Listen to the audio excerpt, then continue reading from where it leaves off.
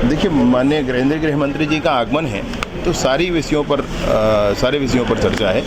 नक्सलवाद भी उसमें एक बड़ा विषय है और साथ ही साथ लॉ एंड ऑर्डर का भी विषय है, उस पर भी बात होगी।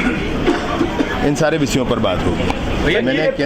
मैंने केंद्रीय इंफॉर्मेशन ब्रॉडकास्टिंग मिनिस्टर साहब हैं हमारे अश्विनी वैष्णव जी, साथ ही साथ अमित शाह जी से भी आग्रह किया था कि बस्तर में आकाशवाणी केंद्र है।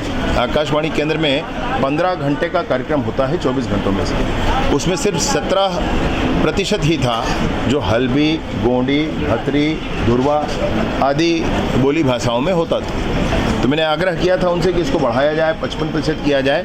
अभी मैं वहाँ पर रेडियो स्टेशन पे बैठ कर आया हूँ, वो 55% हो गया है। ये बड़ी प्रसन्नता का विषय है। अब आकाशवाणी जगदलपुर केंद्र से जितने भी कार्यक्रम प्रसारित होंगे उसमें 55% हल्बी, गोंडी, भतरी, धुरवा इन बोली भाषाओं में एक हफ्ते में एक बार नहीं, रेगुलर है। रेगुलर हमारे गुरुजी हैं, अभी आपसे मुलाकात करवाते। क्या संदेश क्या देना भैया? मतलब आप मुझे ये बताओ, स्कूल के बच्चे को मार दिया जाए, कौन सी बहादुरी है भाई?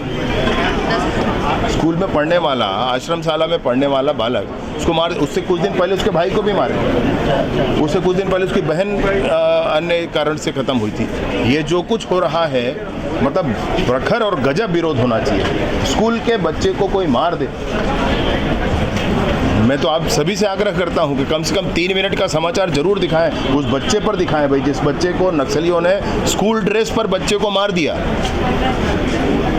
अरे बाप रे, मत सुनिए ना, वो विषय सदन में उन्होंने प्रश्न लगाया, एक भी जानकारी छुपाए बिना सारी जानकारी दी गई, सब कुछ उनके पास है।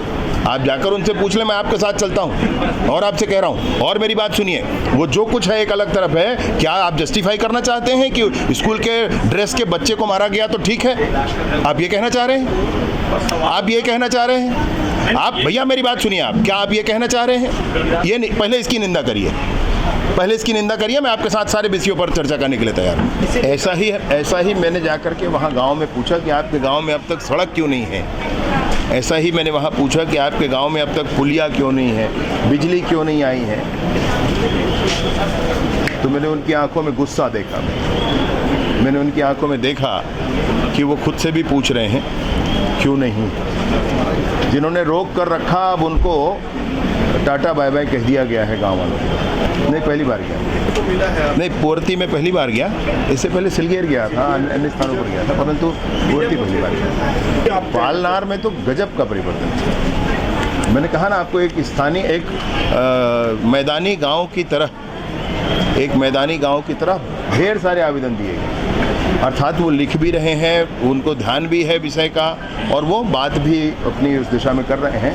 पुअर्ती में ये कम दिखा, परंतु पुअर्ती में बातचीत चर्चा में बहुत स्पष्टता से बात सामने आई कि अब वो सोचते हैं, वो लोग भी मुझे मिले जो उस समय आए थे। एक लक्ष्मण है, एक सुशीला है, जो पुअर्ती से उस समय आए थे। आप सबसे उनकी मुलाकात हुई थी, तो मैंने जा कर के पूछा भाई कौन कौन आए थे, तो सब लोग बताए कि हम गए थे वहाँ पर और सब बहुत प्रसन्न थे। फिर से मैंने उनसे आग्रह किया है कि जो और जाना चाहें रायपुर घूमने, मैंने मुख्यमंत्री जी से मुलाकात करना है, वो बता दीजिए।